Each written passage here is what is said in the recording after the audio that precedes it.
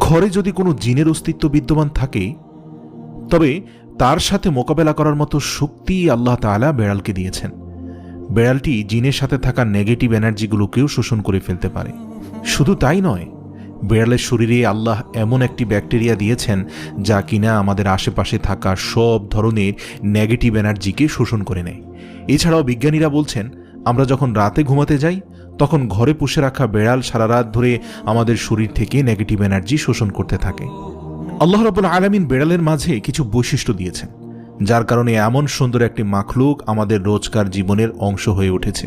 রাসূল সাল্লাল্লাহু আলাইহি সাল্লাম বেড়াল পছন্দ করতেন এবং বেড়াল পালন করার কারণে তিনি তার এক প্রিয় সাহাবীর ছদ্মনাম দিয়েছেন আবু হুরায়রা, যার শাব্দিক অর্থ দাঁড়ায় বেড়ালের পিতা। কেন একজন মুসলিমের বেড়াল পালন করা উচিত? গবেষণা করে জানতে পারা যায়, আজ থেকে ৮,০০০ বছর পূর্বে জঙ্গলের বেড়ালরা খাবারের খোঁজে